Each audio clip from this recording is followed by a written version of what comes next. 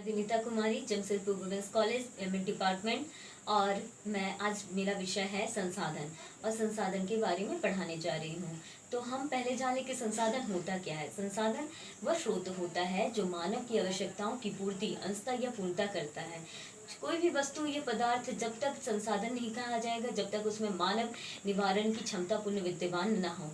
जैसे कि किताब, कॉपी, कलम, साइकिल, मोटर गाड़ी, ये सब क्या है, संसाधन। क्योंकि ये सब मानव की आवश्यकता की पूर्ति करते हैं।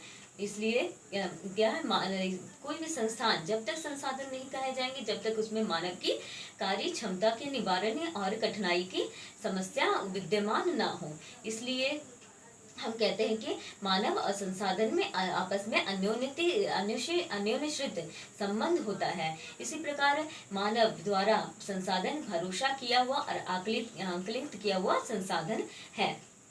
इस प्रकार हम देखते हैं कि संसाधन किसी वस्तु या पदार्थ का वह गुण या क्षमता है, एक कार्य है जो मानव की परिसंपत्ति बन जाती है। किसी निश्चित उद्देश्य की पूर्ति के लिए जो भी उपाय काम में लाए जाते हैं वे संसाधन कहलाते हैं। इनमें मानव स्वयं संसाधन और संसाधनों में सबसे सर्वोपरि संसाधन कहलाता है। कोई भी वस्तु, पदार्थ या उसी दशा में संसाधन कहलाता है जिस दशा में उसमें मानव की आवश्यकताओं के निवारण की क्षमता पुण्य विद्यमान होती है। मानव तो संसाधन है ही और संसाधनों में सर्वोपरि है। और मानव उपयोग में प्रयोग होने वाले तत्व यथा भूमि, मिट्टी, वनस्पति, जीव जंतु, जल, खनिज आदि सभी संसाधन है। इसी प्रकार कहा गया है कि जिम्मरमैन ने कहा है कि संसाधन विशेषताओं वे विशेषताएं हैं जो साक्षात मानी जाती है। उन्हें मनुष्य की आवश्यकताओं और क्षमताओं द्वारा उपयोगिता प्रदान की जाती है। इसी प्रकार जीवन ने 1951 में अपनी पुस्तक an introduction of world resource में बताया है कि संसाधन का अर्थ किसी उद्देश्य की प्राप्ति करना है और यह उद्देश्य व्यक्तिगत आवश्यकताओं तथा सामाजिक लक्ष्यों की प्राप्ति करना है। इस प्रकार कहा जा सकता है कि संसाधन होते नहीं है, ये मानव के सहयोग से बनाए जाते हैं। इसे पृथ्वी पर कोई भी वस्तु संसाधन की श्रेणी में तभी आती है जब संसाधन में निम्न लिखित संसाधन के गुण होते हैं। जैसे कि पहला हम देखते हैं कि वस्तु का उपयोग संभव होना चाहिए और दूसरा इसका रूपांतरण अधिक मूल्यवान तथा अधिक उपयोगी वस्तु के रूप में किया जा सके और तीसरा है इन वस्तुओं की दोहन की योग्यता रखने वाला मानव संसाधन उपलब्ध हो। और चौथा क्या है कि संसाधनों के रूप में कोशिकीय विकास करने के लिए आवश्यक पूंजी होना अनिवार्य होता है। इसी प्रकार संसाधन को दो प्रकारों में बांटा गया, प्राकृतिक संसाधन और मानवीय संसाधन। तो प्राकृतिक संसाधन हम पहले देखते हैं कि प्राकृतिक संसाधन क्या है। प्राकृतिक संसाधन वे हैं जो प्रकृति से प्राप्त होते हैं और अधिक संशोधन के बिना उपयोग में लाए जाते हैं और प्राकृतिक संसाधन कहलाते हैं। वायु जिसमें हम सांस लेते हैं, नदियों का और झीलों का जल, मृदा और खनिज, ये सब क्या है, प्राकृतिक संसाधन है और ये प्रकृति द्वारा निःशुल्क उपहार है हमारे लिए, जिसे प्राकृतिक संसाधन कहते हैं। इसी प्रकार हम दूसरा देखते हैं मानवीय संसाधन। मानवीय संसाधन वे हैं जो मानव द्वारा प्रयोग में मानव अपने ज्ञान, कौशल, प्रौद्योगिकी आदि के द्वारा प्राकृतिक संसाधन का प्रयोग करके मानवीय संसाधन बनाता है। जैसे पुल, सड़क, मशीन, वाहन, ज्ञान और ये सब क्या है, कौशल है। प्रौद्योगिकी के जरिए इन चीजों को पुल, सड़क आदि के द्वारा मानवीय संसाधन बनाता है। और इसमें क्या होती है कि शिक्षा, स्वास्थ्य लोगों को बहुमूल्य संसाधन बनाने में मदद करती है और अधिक संसाधनों के निर्माण में सामर्थ्य होने के लिए लोगों को कौशल में सुधार करती है। इसलिए मानवीय संसाधन कहे जाते हैं। इसी प्रकार हम देखते हैं कि संसाधन को कितने 4 प्रकारों में बांटा गया है। पहला है उत्पत्ति के आधार पर, सामर्थ्य के आधार पर, स्वामित्व के आधार पर, विकास के आधार पर। इसी प्रकार हम पहला देखेंगे प्राकृतिक संसाधन के रूप में उत्पत्ति के आधार पर। उत्पत्ति के आधार पर जैव संसाधन, अजैव संसाधन, चक्रीय संसाधन। तो हम उत्पत्ति के आधार पर पहला संसाधन जैव संसाधन देखेंगे। जैव संसाधन क्या है? ये पहले जैव मंडल में क्या है स्थित अपने जीवन चक्र वाले और संसाधन को जैव संसाधन कहलाते हैं। और वन, प्राणी, पशु, पक्षी, वनस्पति, पौधे, जंतु, मनुष्य, प्राणी जात, मत्स्य, पशुधन, वनस्पति जात आदि क्या है? जैव संसाधन होते हैं। और ये जो भी खनिज जैसे कि खनिज तेल और जैविक संसाधन आदि ये सब जैविक संसाधन कहलाते हैं। इनमें कुछ का नवीकरण हो सकता है जबकि कुछ का नवीकरण नहीं हो सकता है, इसी कारण इसमें जैव संसाधन में रखा गया है। अब नेक्स्ट है अजैव संसाधन।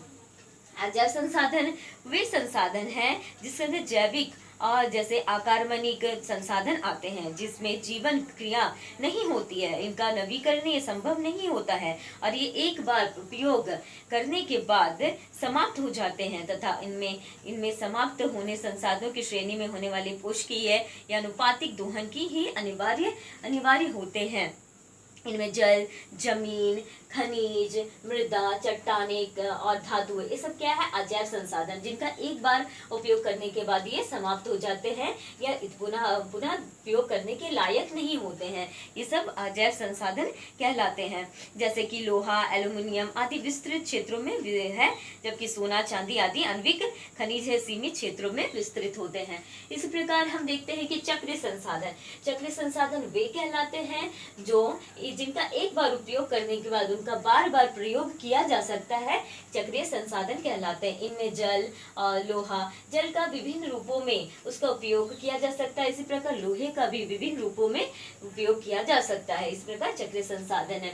अब हम नेक्स्ट देखेंगे कि समापत्ति के आधार पर नवीकरणीय संसाधन, अनवीकरणीय संसाधन। नवीकरणीय संसाधन हम देखते हैं क्या है। नवीकरणीय संसाधन ये वे संसाधन हैं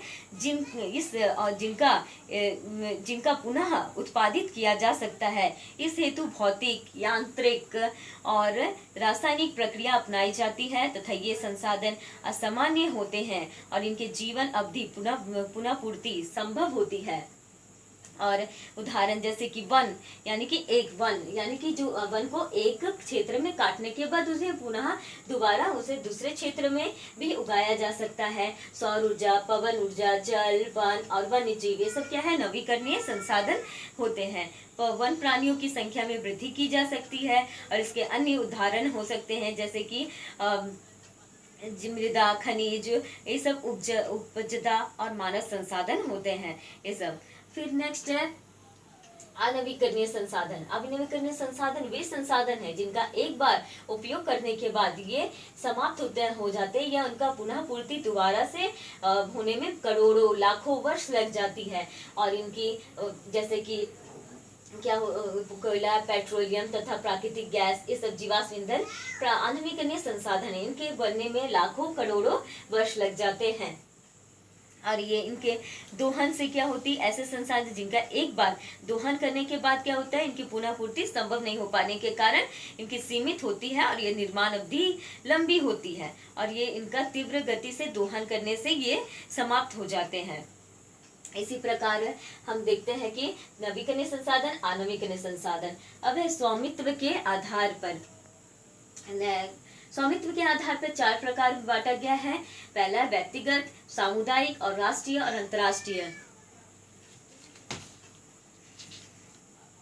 तो हम देखते हैं कि व्यक्तिगत संसाधन निजी व्यक्तियों के स्वामित्व में भी होते हैं और ये क्या होते हैं? बहुत से किसानों के पास सरकार द्वारा आवंटित भूमि होती है और जिसके बदले में वे सरकार को लगान चुकाते हैं। और गांव में बहुत से लोग भूमि के स्वामी भी होते हैं और बहुत से लोग भूमिहीन भी होते हैं। शहरों में क्या होता है कि लोग भूखंड, घरों व अन्य जायदाद के मालिक होते हैं जैसे कि बाग, चरगाह, तालाब, कुआं का जल। ये सब क्या होता है? व्यक्तिगत संसाधन होता है, अपना अपना निजी होता है, इस कारण इसे व्यक्तिगत संसाधन कहते हैं और अपने परिवार के संसाधनों के में सम्मिलित होती है।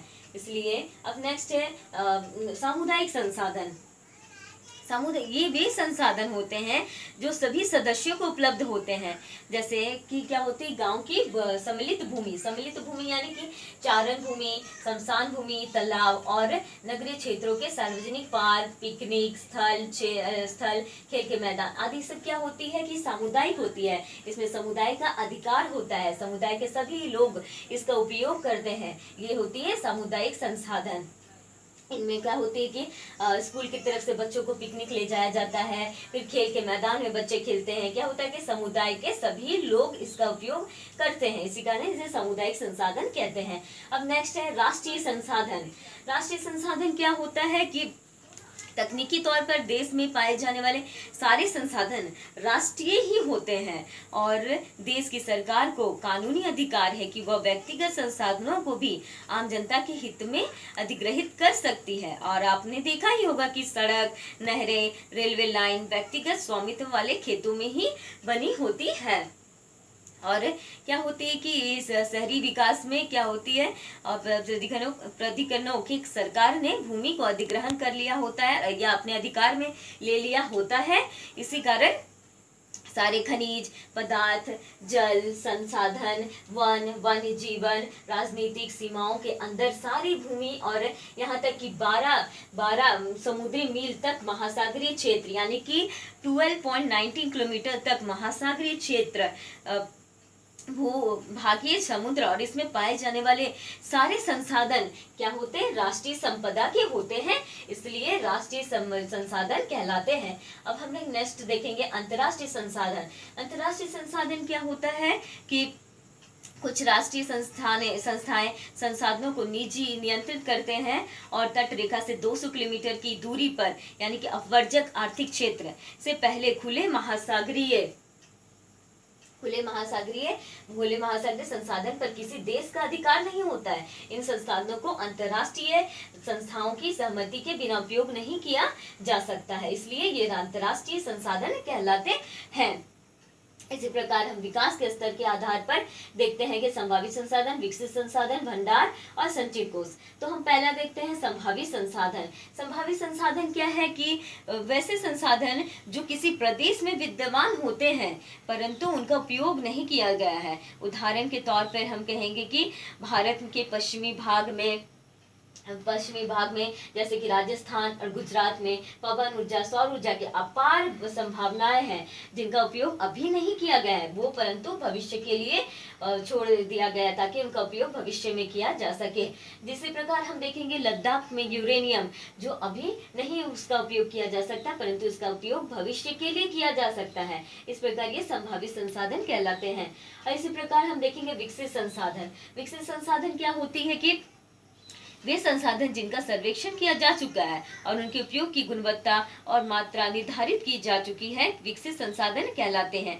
संसाधनों का उपयोग क्या होता है कि प्रौद्योगिकी और तकनीकी के आधार पर की जाती है। संसाधनों का विकास प्रौद्योगिकी और तकनीकी और उसकी संभाव्यता के स्तर पर निर्भर करती है। जैसे जर्मनी के रूस प्रदेश में कोयले, पश्चिम एशिया के में खनिज तेल, महाराष्ट्र में दक्कन पठार की काली मिट्टी आदि, ये सब क्या है विकसित संसाधन कहलाते हैं। इसी प्रकार हम देखेंगे भंडार। जल दो क्या होता है कि भंडार ये संभावी और विकसित संसाधन का ही रूप में भंडारण के रूप में सुरक्षित रहता है। क्या होता है इसमें कि पर्यावरण उपलब्ध वे पदार्थ जो मानव की आवश्यकताओं की पूर्ति करते हैं परंतु उपयुक्त प्रौद्योगिकी के अभाव में उसकी पहुंच से बाहर होते हैं, ये भंडार में शामिल होते हैं। और क्या होती है कि उदाहरण के लिए जैसे कि जल दो ज्वलनशील गैसों हाइड्रोजन और ऑक्सीजन का यौगिक होता है तथा जल ऊर्जा का मुख्य स्रोत बन सकता है। इस कारण इसका उपयोग मुख्य रूप से ऊर्जा के रूप में किया जाता है परंतु उस उद्देश्य से इसका प्रयोग करने के लिए हमारे पास क्या है आवश्यक तकनीकी और प्रौद्योगिकी का विकास नहीं हो पाया है। इसी प्रकार हम नेक्स्ट देखेंगे संचित कोष। संचित कोष वे होते हैं यह भंडार का ही निश्चित हिस्सा होता है जिन्हें उपलब्ध तकनीकी ज्ञान की सहायता से प्रयोग में लाया जा सकता है परंतु इनका उपयोग अभी आरंभ नहीं हुआ है। इनका उपयोग भविष्य में आवश्यकता पूर्ति के लिए किया जा सकता है। जैसे कि जैसे कि नदियों के जल को विद्युत पैदा करने में प्रयुक्त किया जा सकता है। इस प्रकार क्या होता है कि बांधों में जल, वन संचित कोष, जिनका उपयोग भविष्य में किया जा सकता है। इस प्रकार ये संचित कोष के रूप में सुरक्षित रहते हैं और भविष्य में इनका उपयोग किया जा सकता है। इसी प्रकार हमने देखा कि संसाधन संसाधन वे होते हैं जिनका उपयोग मानव अपनी आवश्यकताओं की पूर्ति और उन्हें अपनी आवश्यकताओं की पूर्ति के लिए करता है, और उसमें मनुष्य की कठिनाई की निवारण क्षमता की आवश्यकता होती है। और बहुत से विद्वानों ने अलग अलग प्रकार की परिभाषाएं दी है, और इस प्रकार हम संसाधन को 2 प्रकारों में बांटे हैं, प्राकृतिक संसाधन, मानवीय संसाधन। और इसे 5 प्राकृतिक संसाधनों को 4 प्रकारों में बांटे हैं, उत्पत्ति के आधार पर, साम्यपत्ति के आधार पर और स्वामित्व के आधार पर, विकास के स्तर के आधार पर। प्रकार। Thank you class.